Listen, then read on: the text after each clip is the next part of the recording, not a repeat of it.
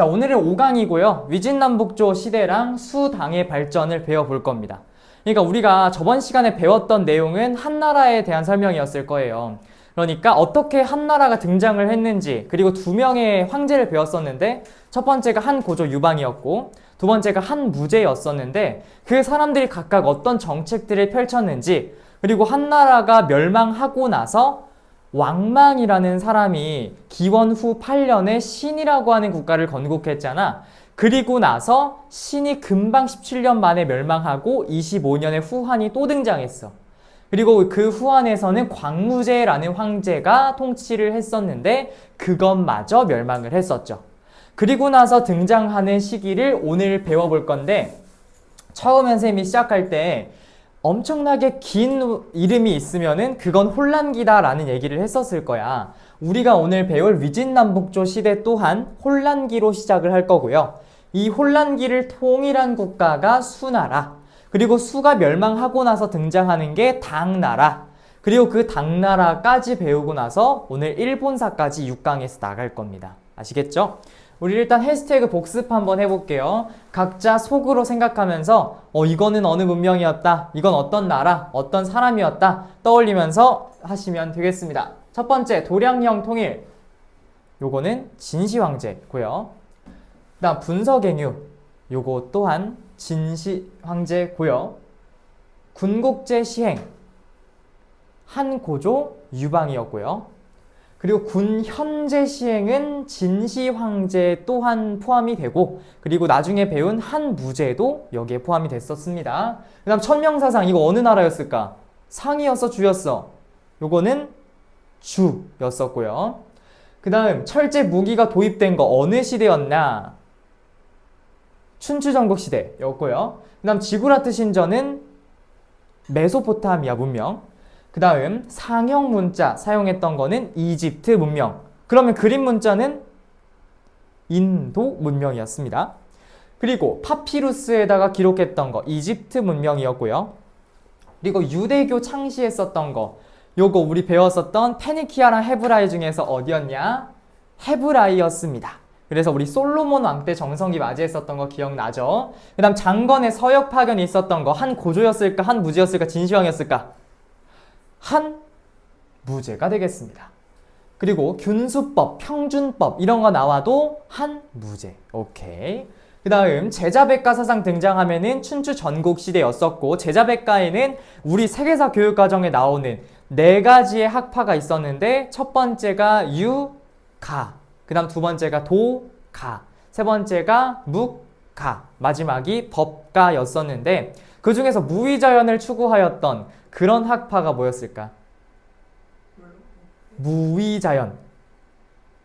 인위적인 것 싫어, 나는 자연과 함께 머무를 거야.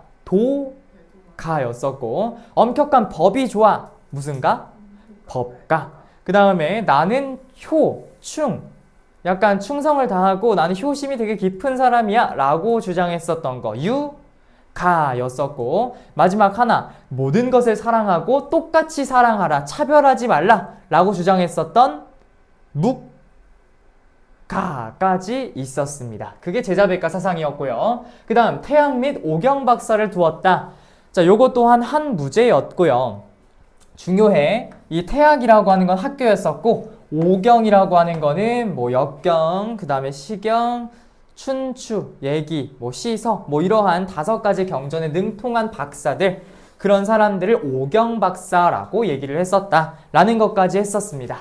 그리고 오늘 이제 중국사 마무리를 할 건데, 중국사 흐름을 연표로 한번 볼 거예요. 연표로. 지금 잘 들으셔야 됩니다. 처음에 우리 하나라 등장했었는데 이 하나라는 문헌상 기록이 되어 있어요. 하지만 이게 진짜 있었는지는 아무도 모른다고 했어요. 그 다음 상나라에서는 재정일치의 신권 정치를 행해서 제사를 의식을 담당하는 사람과 정치를 하는 사람이 똑같아. 그러니까 왕이 모든 것을 다 실시한다고 했으니까 엄청나게 왕이 권력이 셌던 거, 그게 상이었었고, 그 다음에 주나라 등장하면은 주나라에서 꼭 기억해야 되는 거, 종법제를 바탕으로 한 봉건제가 있었다는 거 꼭 기억하셔야 됩니다. 그러니까 왕이 있으면 나머지 지역들을 제후들에게 다스리게 했던 거야. 근데 가끔씩 그거를 페이크로 어떻게 출제를 하냐면 그 봉건제 시스템을 딱 주면서 그 봉건제 특징을 물어보거든요. 그러면 봉건제는 중앙집권 체제를 강화하기 위한 것일까? O일까 X일까? 한번 손으로 들어봐. 중앙집권 체제를 강화하기 위한 목적으로 시행되었다. 괜찮아. 틀려도 괜찮아. X.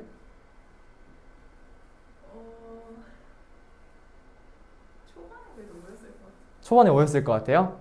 정답은 X입니다. 왜냐면 이 중앙집권 체제를 강화시킨다는 거는 이 중앙의 파워를 엄청나게 세게 만들겠다는 건데 그러면 우리가 알고 있는 이 봉건제 시스템이랑 살짝 다르죠. 왜냐면 봉건제는 이 제후들한테 모든 권력을 막강하게 준 거니까 우리가 그거를 지방분권 체제라고 얘기합니다. 지방분권과 중앙집권은 달라요. 이게 수능 문제로 나온 적이 있습니다. 그러니까 내신에서도 나올 수 있고요. 그래서 주나라까지 했었고 근데 주나라의 그 봉건제 시스템 때문에 그 빌어먹을 봉건제 시스템 때문에 제후국들의 파워가 너무 올라갔어. 그래가지고 수도까지 호경에서 나급으로 천도를 급하게 했었고 그리고 나서 주나라가 수도를 옮기고 나서부터를 춘추시대라고 부르는데 춘추까지는 뭐라 그랬어? 왕 인정해. 주나라 우리가 지킬 거야 라는 명분을 내세우면서 존왕량의를 내세웠다 했었어. 그런데 전국시대에는 그게 아니라 개무시시켰다라는 거까지 얘기를 했었습니다. 그리고 그 춘추 전국시대를 최초로 통일한 왕조가 등장하니 그것이 바로 진이라는 국가였는데요. 이 진은 우리가 꼭 기억해낸 사람이 한 명밖에 없었어. 그게 진시 황제였었고 이 진시 황제는 엄격한 법가 통치를 했었다라고 했었는데 그의 일환으로 자신의 권력을 막강하게 만들기 위한 시스템을 구축을 했었습니다. 그게 군현제 시스템이었고요. 그 다음에 도량형 문자 통일했었던 거, 그 다음 흉노를 몰아내기 위해서 만리장성을 쌓았던 것까지 기억하시면 되고요. 그 다음에 한나라에서는 엄격한 법가 통치를 강조하지 않습니다. 따라서 육아 시스템을 처음으로 들여왔었는데 한고조 때는 군국제 시행했었고 그리고 흉노한테 온통 당해가지고 치욕스러운 평성해치까지 당했었다 했었습니다. 그런데 한무제에 와서는 흉노를 몰아내기 위해서 친구들을 모색하려다가 결국에는 실크로드라고 하는 비단길을 개척해버리기도 했었다라는 거 얘기했었고요. 그 다음 우리가 오늘 할 내용이 여기서부터 시작이 됩니다. 자, 여기 뭐라고 나와 있어? 삼국이라고 나와 있지? 그러면 이 한나라가 무너지고 나서 세 개의 국가가 등장했다는 건데 우리가 알고 있는 세 가지의 국가 위, 초, 오라고 하는 우리 삼국지를 읽어봤다면 반드시 알아야 되는 그 세 개의 국가가 등장하게 됩니다. 그리고 나서 삼국시대의 혼란이 있었는데 이 삼국시대 혼란을 없애버렸던 나라가 진이라고 하는 국가예요.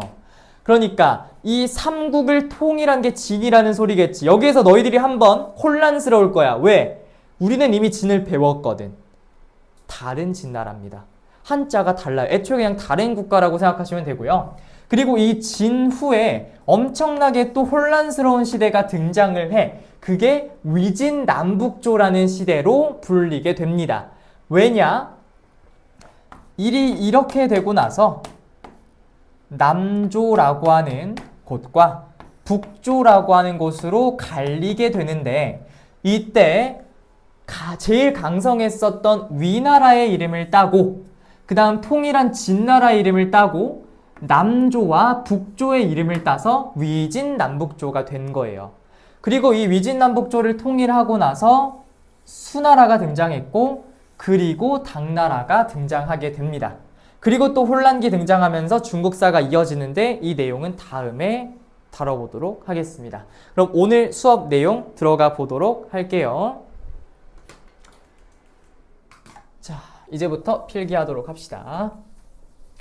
자, 우선 이 위진남북조 시대를 우리가 꼭 기억을 해야 되는 이유가 뭐냐면 선생님이 지금부터 그려주는 이 그림이 시험 문제에 실제로 나옵니다.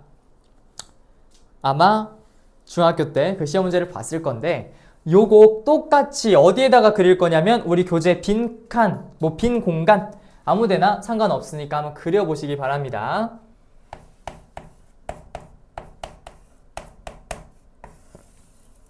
자, 우리 후한, 한나라 저번 시간에 배웠던 한이라고 하는 국가가 있고요.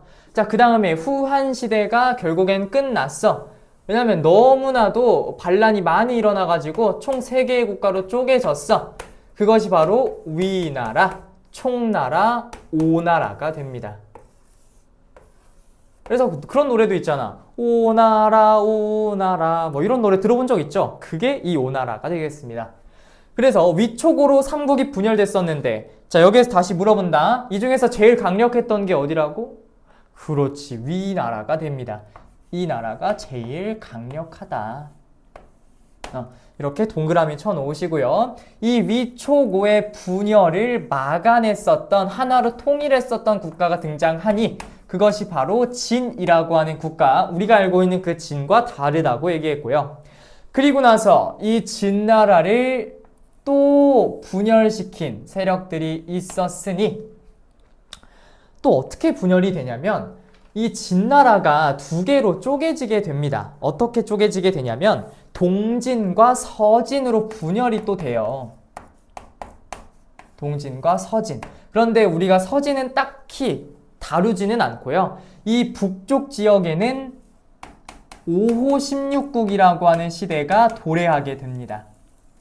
자, 이게 무슨 말이냐면 5호 16국, 우리가 어떠한 민족, 그 다음에 오랑캐라는 그 표현을 우리가 한국사 시간에 많이 썼을 거야. 그 오랑캐가 한자로 번역하면 호가 돼요. 호. 그래서 우리가 알고 있는 정묘호란, 그 다음에 병자호란, 여기에 들어가는 호가 그 오랑캐들이 침입을 해서 난리부르스를 쳐놨다 해서 호란이 되는 거거든. 그러니까 이 호는 그런 민족들, 오랑캐를 얘기하는 거야. 그러면 그 오랑캐가 몇 개 있다? 5개 있다라는 소리겠지. 5개의 오랑캐가 16개의 국가를 만들면서 분열을 시켜놨다. 그걸 5호 16국이라고 부르고요. 남쪽에는 동진이라는 이름의 국가가 탄생하게 될 겁니다. 그리고 5호 16국 시대가 벌어지고 있을 당시 가장 강력한 국가 하나가 등장하는데 오늘 제일 중요한 거. 그 나라가 바로 북위라고 하는 국가예요. 그리고 이 북위에서 시험 문제가 반드시 하나씩 나올 거고요. 이 위진남북조 시대의 문화가 특히 시험 문제 잘 나오고 우리 고3 친구들은 수능, 모평 여기에서 위진남북조의 문화가 정말 많이 나와요. 내신에서는 사진 자료로 많이 출제가 되고 그래서 북이라고 하는 국가 꼭 기억하시면 되고요. 자, 그리고 나서 등장하는 것이 또 여러 가지 국가들이 있는데 우리가 꼭 기억해야 되는 국가 중에서 뭐 북제, 북주 이 정도도 있을 것 같아요. 북제, 북주 이런 국가들이 또 생겨나게 되는 그런 일이 있었죠. 그리고 이 북제, 북주에서 나온 게 수나라를 세우게 될 양견이라는 사람인데 그 사람이 이제 위진남북조 시대를 통일하고 수를 건국하게 되는 거야. 자, 그 다음 동진에서 생겨나는 것들은 송, 제, 양, 진이라고 하는 국가들로 이어지게 됩니다. 자, 우리가 세계사 할 때는 깊이 들어가진 않지만 우리 동아시아사, 그 다음에 이야기 동아시아 역사 기행할 때는 이 나라들까지 기억해두는 게 좋아요. 이 나라가 뭐냐고 물어보진 않지만 이 국가랑 다른 나라랑 교류한 케이스가 되게 많거든. 그러니까 꼭 기억하시길 바랍니다. 자, 우리 여기 위쪽에 있는 북쪽에 있는 국가를 우리는 통틀어서 북조라고 얘기하고 남쪽에 있는 아이들을 남조라고 표현하게 됩니다. 그래서 위진남북조라는 시대가 탄생하게 되는 거고요. 이 위진남북조 시대가 존재할 당시 우리나라는 삼국시대였습니다.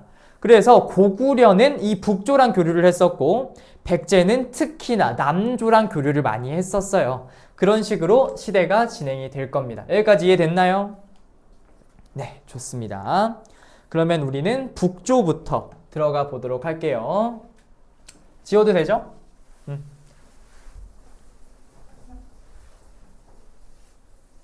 자, 우리가 이제 지금부터 위진남북조 시대를 파헤쳐 볼 건데 이 위진남북조는 꼭 기억해야 되는 것이 두 가지로 분류가 돼요. 첫 번째는 정치, 두 번째는 문화사야.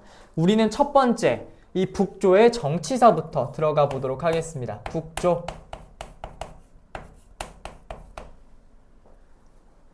북조의 1번 정치 얘기를 좀 해보도록 하겠습니다. 자, 우리 북조에서는 어떤 정치가 행해지게 되냐면 아까 북조에서 가장 중요한 국가라고 얘기했었던 어떤 나라에 있었을까? 북위라고 하는 국가 기억나요? 그 북이라는 국가가 제일 유명했었는데 그 나라부터 들어가 보도록 하겠습니다. 자, 북위에 자, 중요하다 했었던 사람 효문제라는 사람이 등장할 겁니다. 자, 북위 효문제. 이 사람은 어떤 정책들을 펼쳐나갔는지를 한번 보겠습니다. 자, 우리 북위 효문제는 니은 이어나갈게요. 그런 게 있다. 그런 게. 우리가 민족들이 하나로 통합되잖아? 그럼 일단 애초에 사이가 되게 안 좋아. 그러니까 이런 거거든. 이 중국은 되게 땅덩어리가 넓고 되게 많은 50 넘게 많은 소수민족이 살고 있단 말이야. 그렇게 됐을 때 이 민족을 하나로 통합시키는 게 중국의 일단 과제야. 그게 안 되면 분열 때문에 금방 나라가 망해버리거든. 그럼 생각해보자 얘들아. 민족을 하나로 통합시키려면 어떤 하나의 편을 들어야 될까? 아니면 다 같이 좋아하는 정책을 만들면 될까? 전자야 후자야? 전자가 뭐였고 후자가 뭐였는지 기억이 안 나나? 후자예요. 다 같이 좋아할 만한 정책을 만들어내야 되잖아. 근데 대부분 중국 문제는 무엇이었냐면 전자를 선택해가지고 나라가 멸망했어. 항상 특정한 민족만을 우월하게 여기고 그 민족만을 우대했단 말이야. 특히 원나라도 그랬고요. 청나라도 그랬고요. 그런 식으로 계속 특정 민족을 우대하면은 나머지들이 반란을 일으킨다고. 그러니까 이 효문제는 이런 생각을 했어. 그러면 우리가 다른 민족의 문화를 배워보면 어떨까라는 생각을 했거든요. 우리가 이 효문제는 특히 어느 민족이었냐면 중요하다. 선비족이라고 하는 민족이 세운 게 북이라는 국가였어요. 그러면 선비족이 아닌 그런 민족도 있었단 소리겠지. 대부분 이 중국에서 많은 대다수를 차지하고 있는 민족은 한족입니다. 그래서 한족화시키는 한화 정책이라는 걸 실시하게 됩니다. 한화 정책. 자, 얘들아, 한화 정책이라고 하면은 애들이 많이 질문을 해. 우리가 알고 있는 그 한화가 맞냐고. 맞겠냐? 무슨 뭐 최강 한화야? 아니잖아. 나는 행복합니다. 아니에요. 이 한화는 뭐냐면 한자예요. 한족화 되겠다는 소리입니다. 될 화자를 써서. 그러면 어떻게 한족화를 되냐면 일단은 우리가 원래 갖고 있었던 건 선비족의 풍습이기 때문에 선비족의 풍습을 어떻게 시켰냐? 아주 시원하게 금지를 시켰습니다. 그래서 선비족의 풍습을 금지시키면서 얘들아 우리 이제 한족이랑 힘을 합쳐야 되는데 니네가 그런 식으로 니네만의 문화를 고집하면 어떡하냐 라고 하면서 한족화시키는 한화 정책을 실시했다고요. 그러면서 민족이 하나로 융합됐어. 우리가 그거를 뭐라고 부르냐면 원래 있었던 우리가 오랑캐들을 뜻하는 한자가 뭐라고? 호라고 했었지. 그래서 호, 오랑캐와 한족이 융합되는 우리가 이거를 호한융합이라고 얘기합니다. 그래서 호한융합의 정치를 실현해 나가게 됩니다.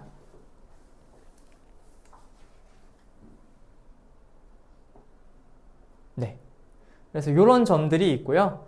그 다음에 마지막 하나만 더 쓸게요. 또 어떤 점이 있었냐면 우리나라가 수도를 되게 많이 옮겼었잖아. 우리나라 또한. 중국은요 미친 듯이 옮깁니다. 되게 왕조가 많기 때문에 미친 듯이 수도를 옮겨대는데 수도를 원래 수도가 평성이었거든요. 근데 러양이라고 하는 곳으로 천도합니다. 러양으로 수도를 천도하게 되었다. 그게 일단 북조의 상황이었다라고 보시면 되고요. 그 다음 두 번째, 우리는 문화사 한번 들어가 보도록 하겠습니다. 자, 2번. 자, 우리가 북조의 문화를 본다면 대부분 어떤 키워드를 가져오게 되냐? 바로 불교라는 키워드를 항상 갖고 오게 됩니다. 자, 잘 들어. 우리 대부분 아이들이 착각하고 있는 거는 중국에서 불교가 만들어졌다고 생각을 해. 왜냐면 중국 사회에서 많이 다루니까. 그게 아니야. 우리가 다음 시간에 배울 거지만 항상 불교는 어디에서 시초라고 여겨지냐? 인도입니다. 그리고 그 인도에서 다른 곳으로 퍼져나갔다는 소리거든. 근데 위진남북조에서 처음 불교가 얘기가 되고 있다는 거는 이 당시에 불교가 들어왔다라는 소리겠지. 언제부터 들어오기 시작했냐면 한나라 시기에 우리 만들었었던 실크로드 기억나? 비단길? 그 비단길을 통해서 미친 듯이 불교가 들어오기 시작을 했어. 그리고 이 남북조 시대 때 그 불교가 처음으로 얘기가 될 정도로 엄청나게 강성해지고 유행했다라는 소리야. 그래서 이 불교 문화가 제일 많이 생겨나게 됐는데 기억. 제일 유명한 석굴사원 두 개만 기억하자. 첫 번째, 윈강석굴이라는 게 있어요. 두 번째, 룽먼석굴이라는 것이 있어요.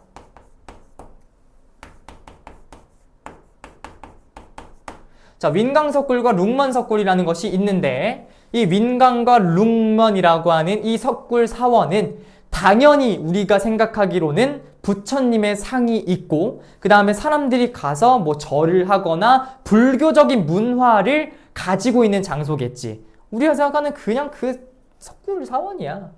혹시 경주에 석굴암 가본 사람 있어요? 아무도 없어?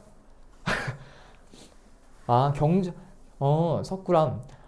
내가 석굴암을 살면서 딱 한 번 가봤어. 이게 3년 전에 한 번 가봤었는데 가니까 사진을 못 찍게 하는 거야. 되게 다른 문화유산들은 사진을 되게 자유롭게 찍을 수 있거든요. 근데 이 석굴암이 일단 애초에 되게 약한 지대에 있고 되게 문화재 자체가 약하대. 그러니까 거기에 사진도 못 찍게 하고 되게 조심해서 봐야 돼요. 그러니까 안녕하세요, 보러 왔습니다. 잘 보고 갑니다. 이러고 가야 돼, 진짜로. 그 정도로 되게 관리를 엄격하게 하더라고요. 그 올라가는 것도 되게 힘들다. 그 버스나 아니면 자동차를 타고 가면 되는데 길이 미친듯이 꼬불꼬불 거려가지고 올라가서 구역질을 한 3번 하고 나서 들어왔어요. 진짜로. 그 정도로 되게 산 속에 있는데 윈강석굴과 룽먼석굴 또한 산 속에 있습니다. 왜 그러냐? 대부분 불교 문화유산이 그래요. 그냥 특징이 그럽니다. 그래서 그런 사진이 있다. 그러면 위진남북조의 석굴이라는 거 체크하시고 가셔야 됩니다. 다음 두 번째, 니은.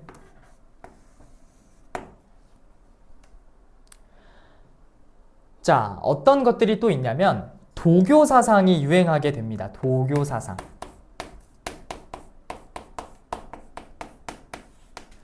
자, 도교 사상이라고 얘기했지. 우리가 지금까지 알고 있었던 제자백가 사상의 이름으로서는 뭐야?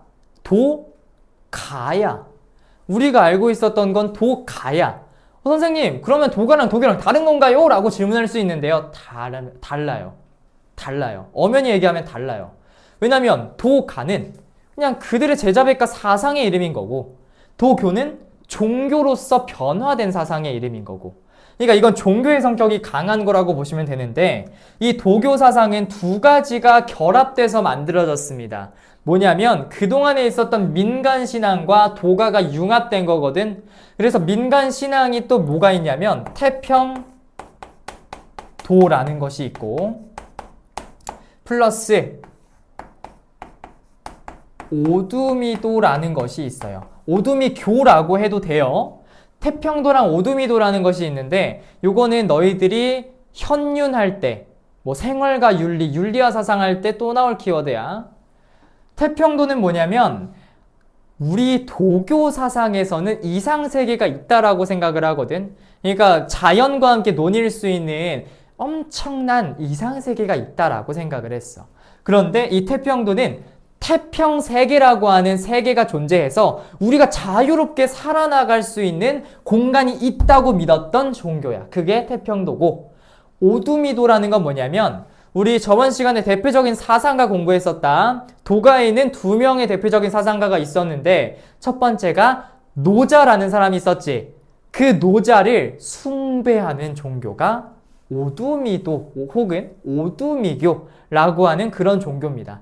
이런 민간 신앙이 있었다고. 그런데 이 민간 신앙이 원래 있었던 도가와 신선 사상, 신선의 존재를 믿는 그런 존재를 믿는 종교와 융합되어서 만들어진 게 도교라는 문화야. 됐어요? 그래서 이 도가 사상, 도교 사상이 여기에서 보이고 있더라. 되게 유행하고 있더라 라는 것까지 기억하시면 됩니다. 됐어요? 자, 그 다음 두 번째, 이제 남조로 가볼게요. 남조는 사실 정치라고 할 게 없어서 문화로 그냥 그대로 넘어가 볼게요. 1번 문화.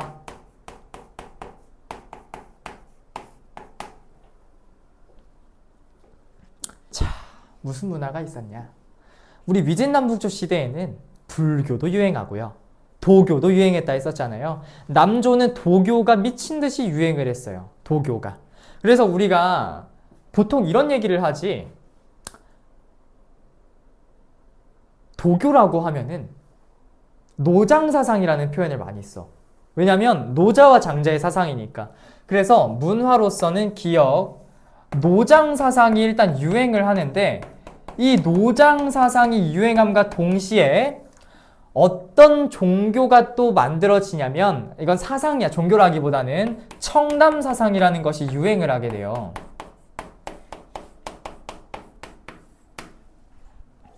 청담사상. 이게 뭐냐면 속세의 단절을 꿈꾸는 종교라고 보시면 됩니다. 사상이자 종교. 그러니까 이게 무슨 말이냐면 얘들아, 우리가 현대를 살아가면은 다양한 지위나 다양한 직업을 가지고 살아갈 거 아니야? 그치? 너희들도 생각해봐. 너희들이 꿈꾸는 삶이 어떤 방면인지 봐봐. 첫 번째, 멋지게 서울에서 회사 다니면서 앞에 한강뷰인 그런 높은 빌딩에서 연봉 막 억대 연봉 벌어가면서 사는 삶이 있어. 첫 번째.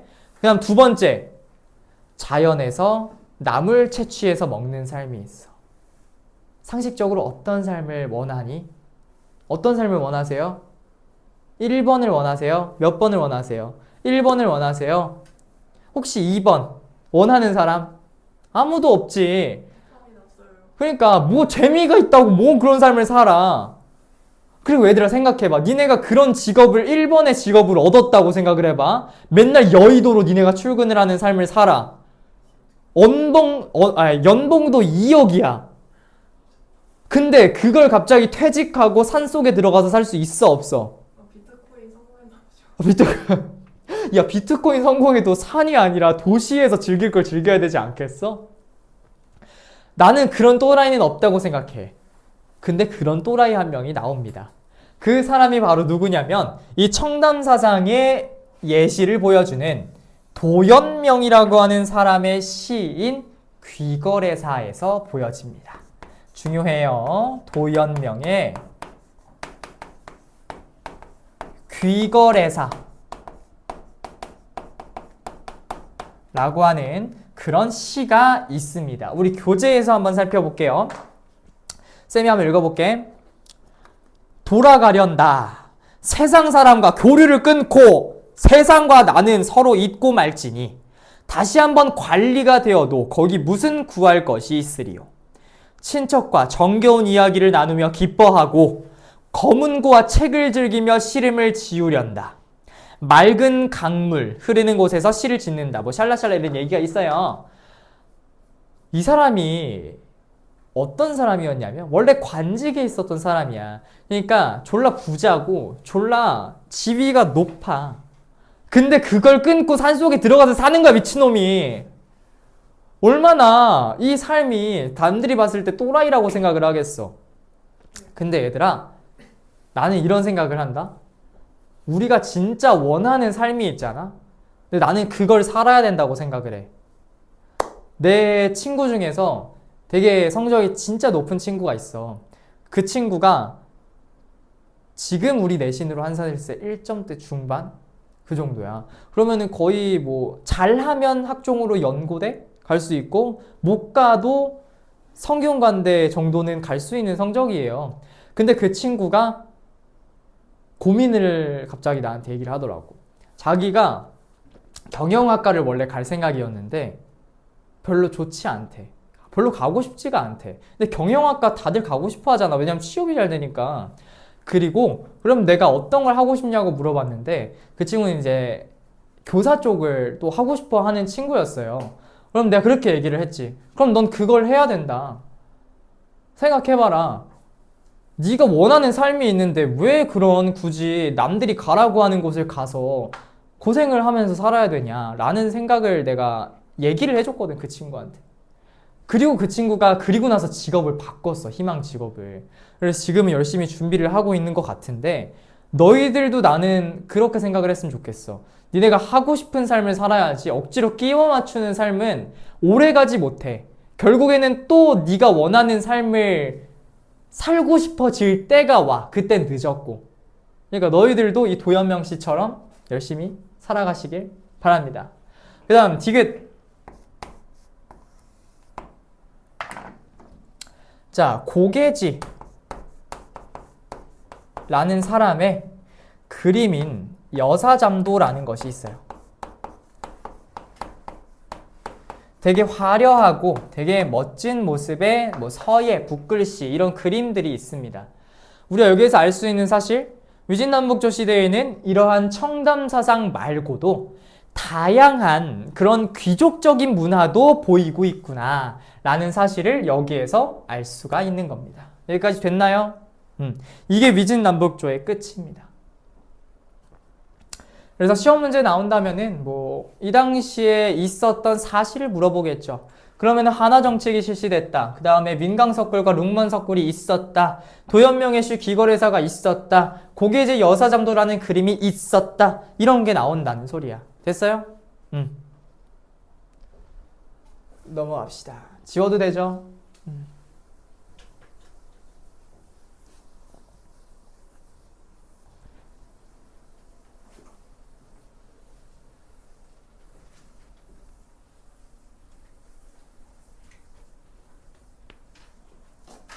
자, 오케이. 좋습니다.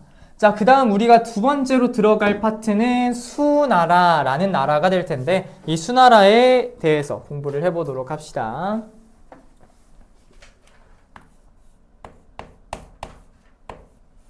자, 수라는 국가예요. 수. 남북조를 통일하고 나서 나온 게 수나라라고 얘기를 했었잖아. 이 수나라가 건국된 거는 589년 입니다. 그러니까 세기로 따지면 6세기 정도가 되겠네요. 6세기면은 우리나라가 어느 시기냐면 신라가 전성기를 맞이하고 미친 듯이 날뛰고 있을 시기였어요. 그리고 나서 이후에 한 600 몇 년, 그러니까 7세기로 가면은 뭐가 터지게 되냐면 고구려가 뚝까 맞는 일이 생겨나죠. 그게 살수대첩이라는 사건이었고 그 살수대첩할 때 수나라를 우리는 지금 공부를 할 겁니다. 첫 번째, 수나라 문제부터 들어갑니다. 자, 수나라 문제. 이름은 양견이라는 사람이었는데 이 사람은 얘들아 제일 먼저 뭘 했냐면 시스템을 갈아엎었어. 우리가 그 시스템을 뭐라고 부르냐면 1번 여기다 적어요. 우리 동아시아 역사 기행할 때 진짜 중요하게 다룰 거 율령체제라는 것이 있어. 자, 요거 안 적어도 된다잉?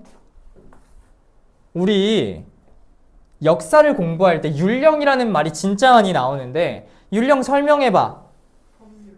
법률 이렇게 설명을 할 수 있지. 정확하게 율령이 뭔지를 설명하기엔 어려워요.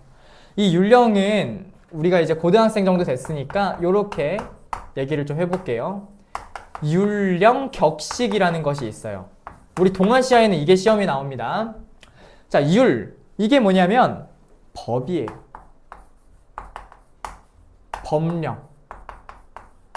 우리 사기치면 돼요, 안 돼요? 보이스피싱 하면 돼요, 안 돼요? 된다는 사람 있으면은 네, 자수하러 가시고요. 우리야 근데 야 보이스피싱 내가 한번 살면서 당해본 적이 있었거든. 한 5년 전이야. 5년 전에 내가 노래방이 취미인 사람이에요. 그래서 노래방을 되게 많이 가는데 노래를 이제 부르고 있었어. 찬이라 이러면서 노래를 부르고 있었는데 갑자기 전화가 오는 거야. 근데 노래를 부르고 있는 상황에서 전화가 오면 당연히 빡치겠지. 그래가지고 급하게 이제 나가서 취소를 하고 그래서 노래 하나를 날리는 거지. 그래서 나가서 전화를 받는데 김정호 씨 되시죠? 이러는 거야. 내 이름을 알고 있어. 미친놈이. 그래서 네 맞는데요? 이렇게 얘기를 하니까 서울중앙지검이래. 야, 내가 서울중앙지검에서 뭐 할 게 뭐가 있어? 나는 서울에 사는 것도 아니고 거기에 끌려갈 일이 뭐가 있냐고. 나 잘못한 게 없는데. 그래가지고 무슨 일이시냐 이렇게 얘기를 하니까 무슨 뭐 내 이름으로 된 대포통장이 뭐 발견이 되고 뭐 그래가지고 범죄 연루가 됐대. 내가 대포통장이 뭔지도 몰라 나는. 그래서 대포통장이 뭐죠? 이렇게 하니까 쌀라쌀라 설명을 해. 그래가지고 예, 네 그래서요? 이런 식으로 대답을 했어. 너무 짜증이 나니까. 근데 갑자기 그 보이스피싱범이 나한테 이렇게 얘기를 하는 거야. 혹시 전화하기 싫으세요? 이러는 거야 나한테. 내가 걷다 대고 좋아요.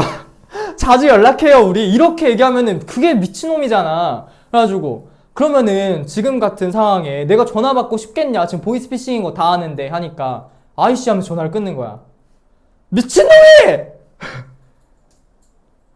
보이스피싱 하면 돼요? 안 돼요? 안 돼요. 절대 안 돼요. 왜 안 되냐? 법으로 정해져 있잖아. 하면 안 된다는 게. 그래서 그러한 법이 법령이라는 거예요. 그게 율입니다. 그리고 령은 무엇이냐면 국가의 시스템을 령이라고 얘기해.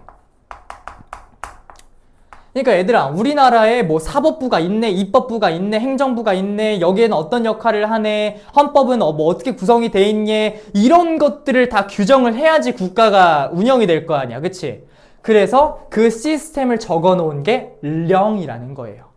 그래서 우리가 알고 있는 고려시대 이성육부 체제 기억나요? 중서문화성, 상서성, 이호, 예병, 형공? 안 나는 것 같은데?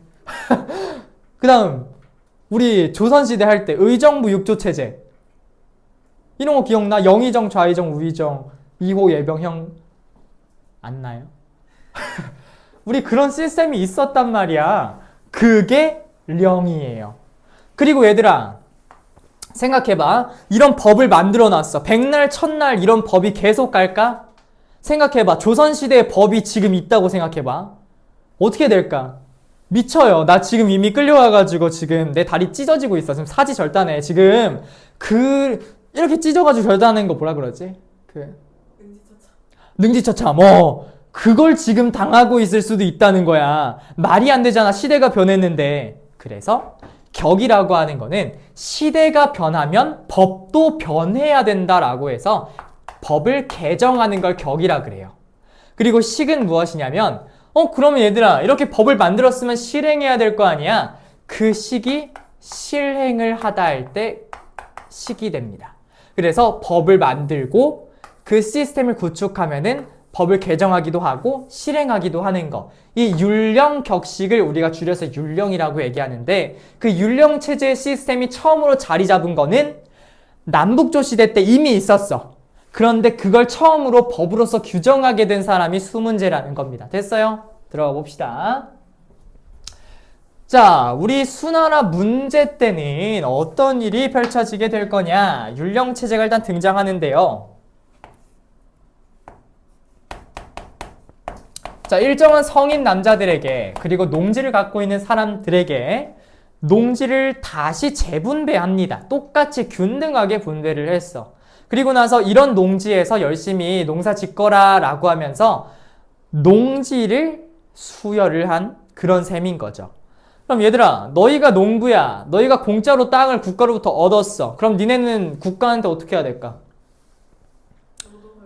노동을 바치고 돈도 내고 충성을 다하고 그런 점들을 해내야 되는 겁니다. 그러니까 균전제 시스템이 자리 잡음으로써 뭐가 실시가 되는 거냐면 국가의 시스템이 만들어진 거야. 이 사람들은 열심히 농사 짓고 그 다음에 이 농사 지은 그 대가로 국가한테 돈, 세금 내고 그 다음에 일정한 노동도 해주고 특산물도 갖다 내고 이런 시스템이 마련된단 말이에요. 그 세금 제도를 우리는 조용조라고 얘기를 해. 조용조. 우리나라에 있었던 토지세 내는 거. 그 다음 일정 시간 동안 노동을 하는 거. 그 다음에 특산물이 있다면 특산물을 갖다 바치는 거. 그런 시스템이 조용조라는 시스템이었다는 겁니다.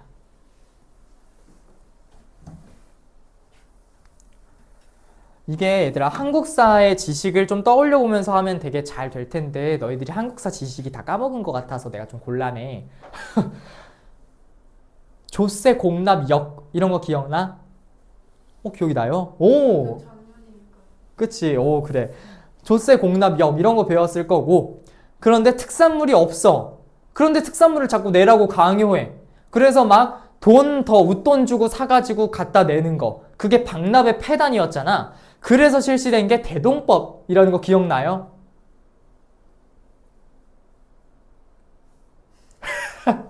그래, 괜찮아. 이제 알면 되지, 이제. 이제 알면 돼. 그래, 균전제 조용조 마지막으로 뭐가 있었냐면 사람들은 군대에 일정 나이가 되면 가야 되죠? 그게 부병제 시스템이에요. 이게 율령체제로서 이미 자리를 잡은 상태였고요. 두 번째, 수나라 문제 때 실시되었던 거. 이거 되게 중요하다, 되게 중요하다, 진짜 중요하다. 뭐냐? 바로 과거제 시스템이 등장합니다. 자, 얘들아, 수나라에서는 중요한 점이 이거야. 우리가 위진남북조 시대 때는 뭐가 있었냐면, 이제 적을게.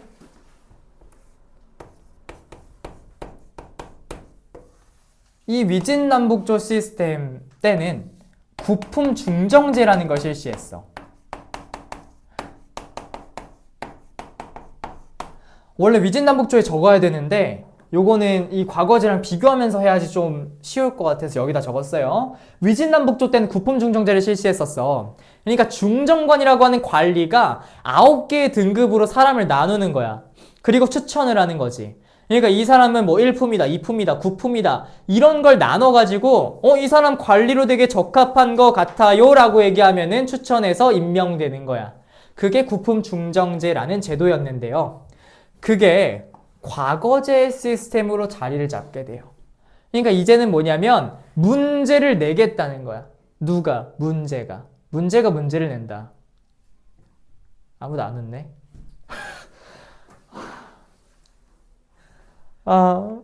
내가 진짜 아니 너희 고등학생들은 너무 진지한 것 같아. 너무 시리어스해. 중학교는 이런 얘기하면은 선생님 아재 개그 치지 마세요 뭐 이러는데 너는 그냥 이러고 재밌게 하는 거. 괜찮아. 그래, 문제 냈습니다. 그래서 과거제 시스템을 마련해서 문제를 내면은 그 문제를 풀어가지고 관리로 임명시키는 거야. 그러니까 능력을 철저히 보겠다는 거죠. 그게 수나라 문제에 해당이 됩니다. 됐나요? 됐죠? 그 다음 두 번째 수나라 양제로 넘어갑니다. 자, 문제 다음에 양제 왕자로 이제 등장을 할 건데 얘들아 잘 기억해봐. 우리가 알고 있는 기억상 한국사 시간에 살수대첩이 딱 한 번만 일어나지 않았지? 아니야. 기억 안 나는 것 같아 너네.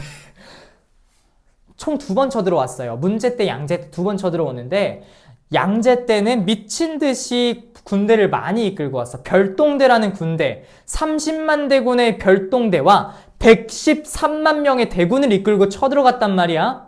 그래서 어떻게 됐냐? 수나라가 거의 이기기 직전에 달았습니다. 그래가지고 야 우리 이긴 것 같다 하면서 완전히 미친 듯이 하고 있었는데 이런 편지를 하나 보내게 됩니다. 얘들아 너희가 이겼어. 너희의 그런 전술 완전 쩔었어. 그러니까 이제 만족할 줄 안다면 돌아가기를 바라노라. 이러면서 얘기를 한 거야. 이 편지를 니네가 받았어. 니네가 문제, 양재 이런 사람들이라 생각해보자. 어떤 느낌이 들까? 헉, 아싸 이겼다. 이제 집 가야지 하면서 철수하고 집으로 돌아갑니다. 그런데 당시에 청천강이라고 하는 강이 있었어. 그게 살수야. 그 강에서 갑자기 뒤통수에 화살을 맞으면서 패배를 합니다. 그게 살수대첩이었어요. 그러니까 너무 무모한 짓을 계속 반복하고 있는 거지. 그렇게 질 걸 뻔히 아는데 계속 전쟁을 하는 거잖아. 그게 수나라의 멸망의 계기가 됩니다. 써보자. 수나라 양제 1번. 일단 고구려 원정을 떠났어.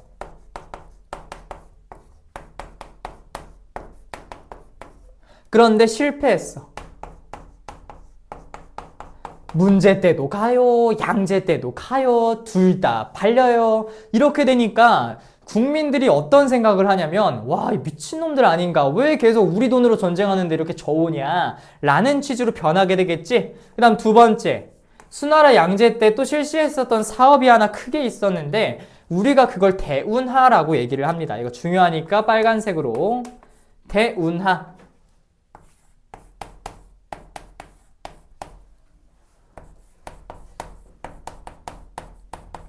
얘들아, 대운하라는 거는 쉽게 생각하면 돼. 우리 중국이 이렇게 있다라고 치면은 여기가 북쪽, 그 다음에 여기가 남조였었잖아. 위진남북조 시대에. 그리고 여기에 큰 강이 몇 개 있어요. 그래서 큰 강이 뭐 가운데에 황허강이라는 강도 있고, 그 다음에 뭐 랴오어강 있고, 창장강이라는 강이 또 있고 뭐 이런데 아무튼 이렇게 강으로 이렇게 떨어져 있단 말이야. 그러면 북쪽이랑 남쪽이랑 교류를 하려면 쉬울까 어려울까?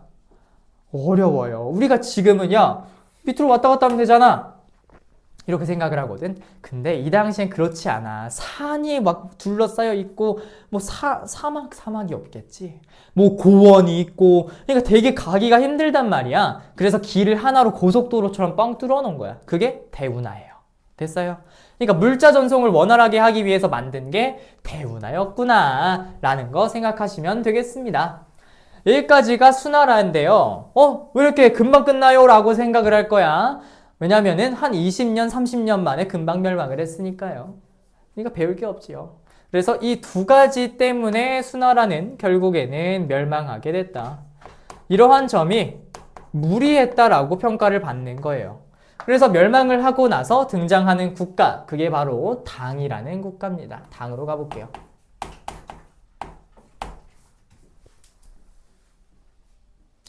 자, 당나라는 건국된 거 618년에 건국이 됩니다.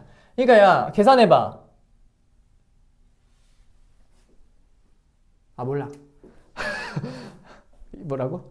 29년. 29. 이것들아, 수학 못해? 나도 못해. 자, 당나라 가볼게요. 자, 우리 당나라 첫 번째 당고조부터 나가보도록 하겠습니다.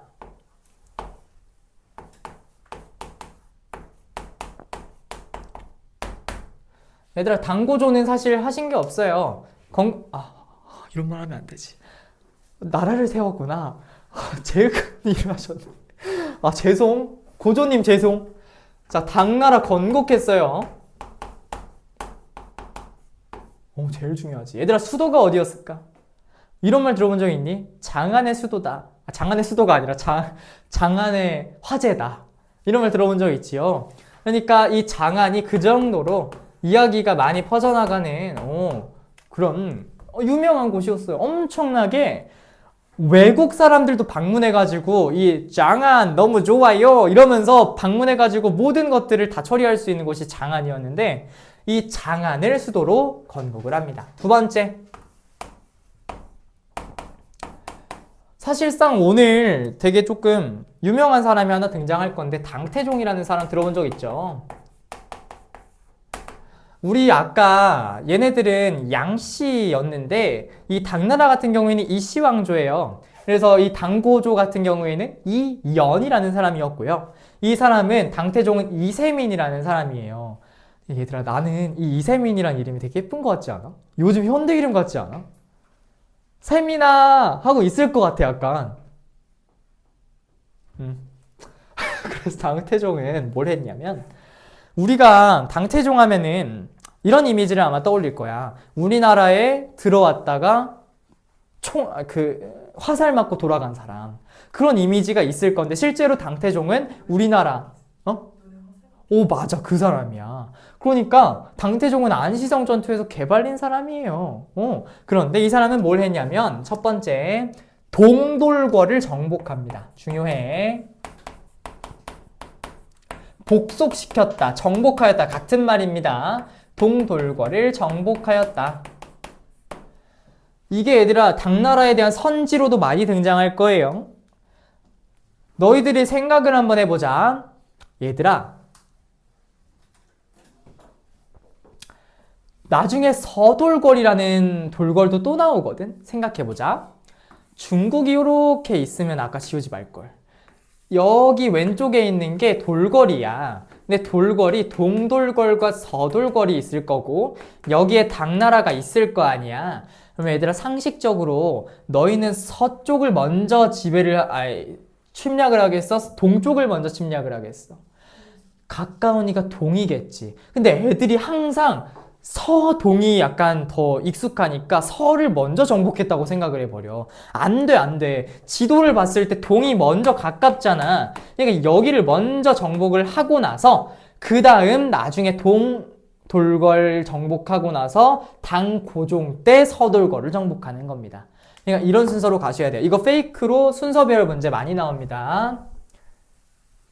그래서 동돌궐 정복했다 라는 거 기억하시면 되겠고요.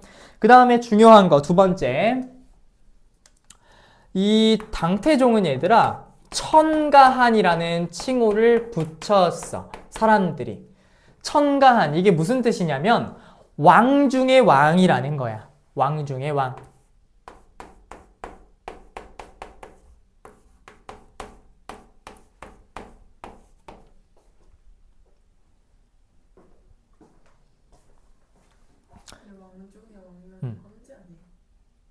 황제, 그치, 그 정도 취급을 해준다는 거야. 그러니까 왕 중에서도 진짜 왕다운 사람이 나타났다, 뭐 이런 생각을 하면 될 것 같긴 해요. 그러니까 엄청난 신망을 받고 있는 군주였다라는 걸 알 수가 있겠죠. 세 번째 나갑시다. 자, 그 당태종 다음에 등장하는 사람이 당고종이라는 사람인데요. 이 당고종은 중요하니까 하나씩 봅시다. 자, 우리 고종이라는 분은요, 아까 얘기했듯이 동돌궐 정복했으니 나머지 하나 서돌궐 또한 정복을 해야 됩니다.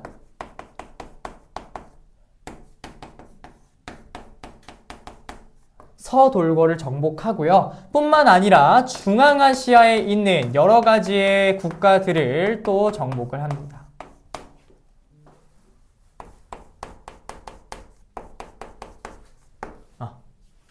이런 식으로 진행이 됐다.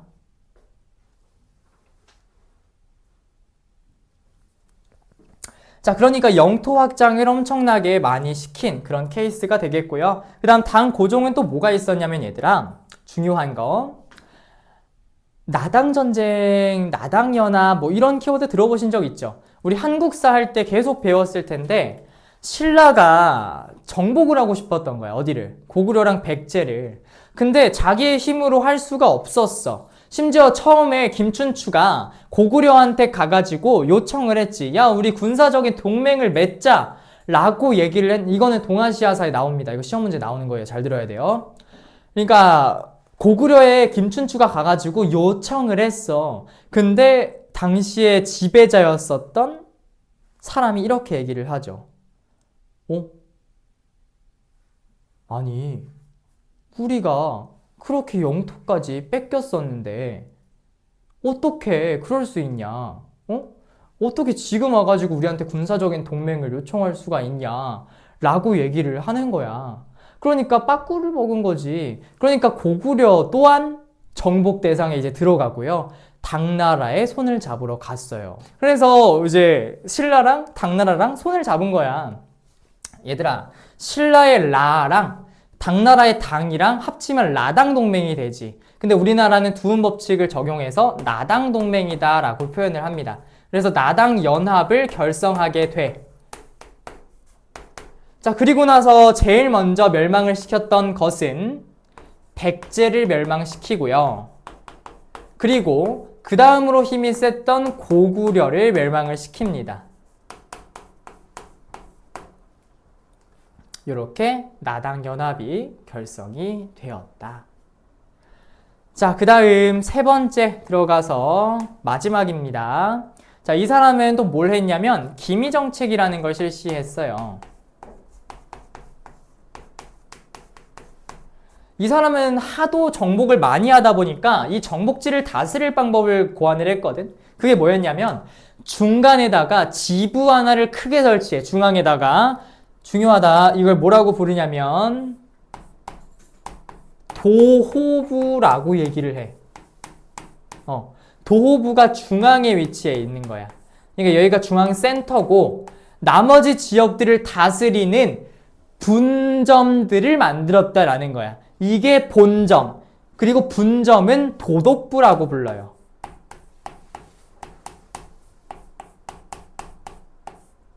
이게 지방.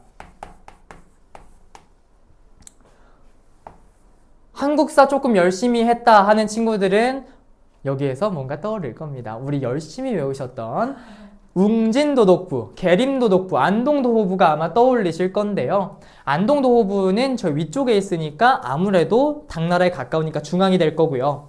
그 다음에 신라의 땅엔 계림도독부, 그 다음에 백제의 땅에다가는 웅진도독부를 설치해서 한반도를 지배하려는 야욕을 드러냈어. 내가 아까 뭐라 그랬어? 정복지대에다가 설치한다 했지. 그러면 한반도에다 설치했다는 건 지가 뭐 했다는 거야? 정복했다라는 거잖아. 미친 거지. 그래서 신라가 저 새끼는 도대체 뭐 하는 새끼일까? 하면서 전쟁을 벌인 게 나당 전쟁이에요. 그래서 그것 또한 여기에서 이루어질 겁니다. 됐나요? 이게 바로 기미정책이었다라는 겁니다. 이게 당나라의 끝이에요. 됐나요? 마지막 율령체제만 손 보고 우리는 잠깐 쉬었다가 넘어갈게요.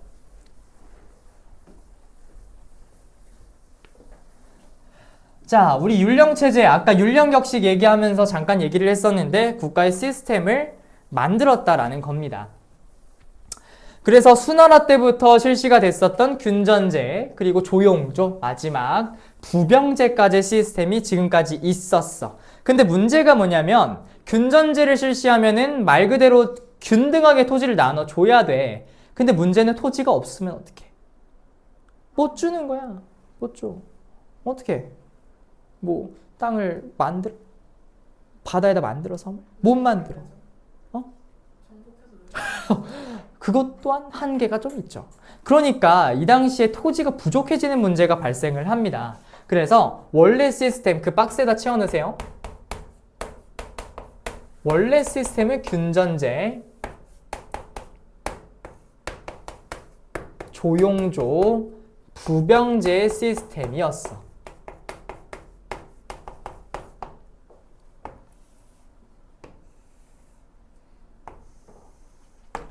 자, 그런데 문제가 발생하게 됩니다. 무슨 문제가 발생하게 되냐면 토지가 부족해지고요. 심지어는 그로 인해서 농민 반란이나 이런 게 많이 일어나는 시기였어. 대표적인 또 하나의 난이 터지게 되는데 그게 바로 안녹산과 사사명의 난이라는 안사의 난이 일어납니다. 안사의 난 되게 중요하다. 안녹산과 사사명의 난 같이 일으킨 난이겠지. 근데 이게 왜 중요하냐면 안사의 난이 일어나고 나서 사회가 진짜 많이 바뀌었어. 봐봐.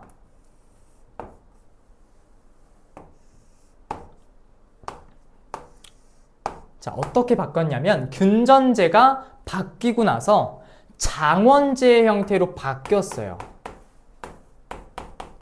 왜냐하면 토지를 다 주지를 못하니까 특정한 사람들이 토지를 많이 갖게 돼. 그러니까 원래는 토지가 국가의 소유여서 국유화였다면 이제는 사유화가 된 거잖아. 토지의 사유화가 되니까 그러면 나 돈이 많으니까 나 토지 많이 가져야지 라고 가져버리게 돼.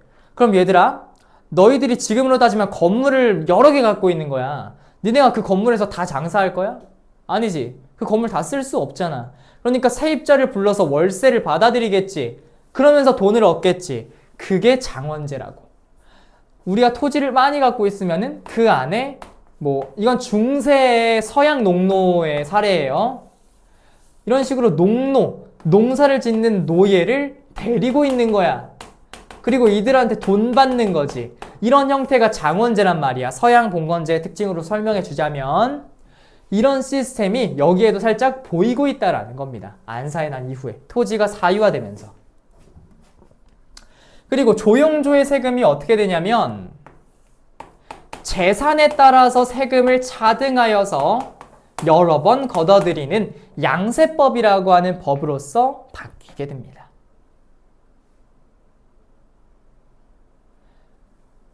그리고 마지막 부병제에서 왜냐하면 이제 농민들도 부족해지는 겁니다. 왜냐하면 토지가 이렇게 많이 못 주니까 농사를 못 짓잖아. 그러니까 농민들이 부족해져서 이 사람들을 끌고 군대에 갈 수가 없네. 그래서 직업군인의 형태인 모병제가 등장했다라는 것 또한 인과관계로 추측할 수 있는 부분입니다. 아, 이게 이렇게 돼서 이렇게 바뀐 거구나 라는 걸 너희들이 잘 체크를 해야 됩니다. 그러니까 안사에 난 이전인지 이후인지가 페이크로 시험 문제 나올 수도 있다라는 소리까지 기억하시면 돼요. 자, 그럼 여기까지가 5강의 내용이고요. 우리 6강은 잠깐 쉬었다가 들어가도록 할게요.